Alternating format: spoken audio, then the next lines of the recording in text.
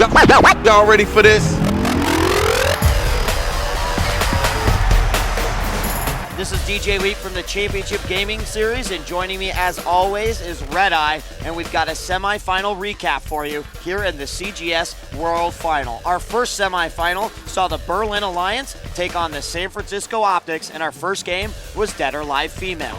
That meant that Leafia was going up against Vanessa, and Red, I think the score turned out pretty much exactly how we expected it. Yeah, I think in the end we did. I think there was a few people hoping back in Europe that Leafia would really bring this one home and perhaps provide a few more points or even maybe pull off a surprise win. It wasn't to happen though, and Vanessa easily winning out in the end 5-1. And we caught up with Vanessa after her victory. Here's what she had to say. Thanks guys, I've got it right here. Now Vanessa, one question. Yes. Why so serious? Well, this was a big match, you know. We didn't get the opportunity to come here last year, so we put 110. I never got so mad in 2 seconds in my life, so that's why I probably looked like I was trying to pass the stone or something. So for every match from here on out, even though we only have one more, can we expect to just see your eyes turn red when you play your final match here? Pretty much. I think the last match I'm going to take even more seriously than this one, so we just have to wait till next week. All right, we're going to hope that Vanessa doesn't burst into flames on stage during World Finals. Back to you guys up top. Matchup number 2 was FIFA 08 with Manya, the unbeaten champion so far in the CGS, never having lost a game in either season, going head-to-head with Italy's finest, Sturmy, who'd had a great season in the regular season but hadn't had a win yet in the World Final. That continued this evening after 3 devastating goals in the first 2 minutes of the first half from Manya. Just made it look so easy. It was almost as if FIFA 08 had suddenly become a high-scoring game overnight.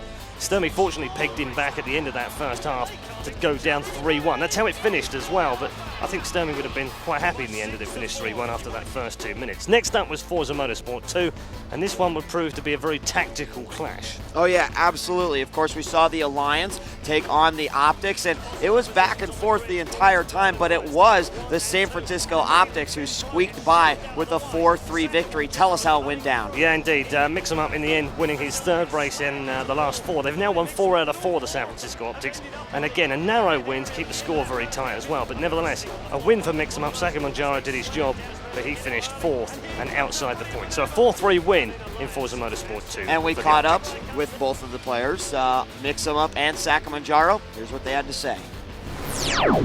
Thanks guys. Now quick question for you, man. Was there any strategy involved in all those collisions, or was it just opportunity? There's definitely a lot of strategy in what we do. It kind of backfired a little bit, but once we got into our own positions, we knew what to do. And I just went for the takeout. Sakamanjaro cut up and did business. Now, there was an aggressively huge amount of collisions going on there. You guys faced off against the #1 team in the world, arguably, Berlin Forza. How did you guys prepare for this one? Right. I do think they're arguably the best team in the world. I don't know, we practice a lot. We've practiced with Salvo all week, and I don't think they actually got any practice time with other teams because Core wasn't practicing anybody, and Salvo somehow couldn't practice with them because they didn't have discs. Like Berlin didn't have discs. So fortunately for us, they didn't practice enough, and we got our practice, so we got the win. Awesome. These guys did indeed get the win. Then we have one more race left in them. Back to you guys up top. Our next game was Dead or Alive Male, where the Tactical from the Berlin Alliance went up against Ninja CW from the San Francisco OPTX. Now, in my opinion, Ninja CW has really sort of blossomed throughout the entire season, but here in the World Final, he finally makes a true mark for the San Francisco OPTX. A 5-1 victory over the Tactical. It was very, very nicely done. It made the overall score 8-15, and we caught up with Ninja CW, the underdog. Here's what he had to say. Thanks, guys. Now, Ninja, where is it you're getting this patience from, man? I've always been a patient person. Patience rewards you very well, as you can see. So now, Genfu, are you going to just ride Genfu out till the very end? World Finals is coming up. Are you confident that you can take off? Because if I'm not mistaken, he hasn't beat you yet. Is that right? No, he hasn't beaten me yet, no. And you think you're going to be able to take him if you have to fight Core at World Finals? Yeah, I ain't got no choice. My back always to the wall, man. I got to come up big. All right, his back is against the wall. I don't know. We're going to see soon if Core pulls it off and if Offbeat will be indeed the guy that he fights. Back to you guys up top. Our final matchup of the night went to Counter-Strike Source, and both teams have really had their inconsistencies in 2008. One, could the Berlin Alliance really gel together as a 5-man unit for a change instead of a 3 and a 2? And which version of the Counter-Strike team from OPTX would turn up? The one with Paradox on fire, or the one where they're eclectic and all trying to call the strats?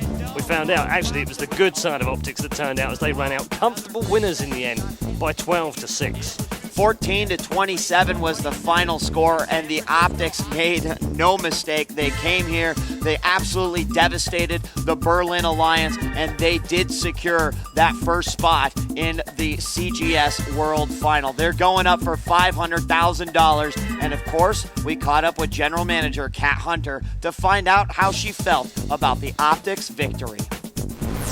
Thanks, guys. Now, Kat, Core you might face Core next. It's very realistic. It's realistic. They have never beat you this season, correct? No, this season they haven't, however. But really, like, from the last time that we played Carolina to where the teams are today, it's something you can't even compare. We've had so much time that's gone by and so many different games that gone by. We haven't played them in a long time. I don't know what we'll face when we see them again. So now, the San Francisco fans, what should they expect from you guys?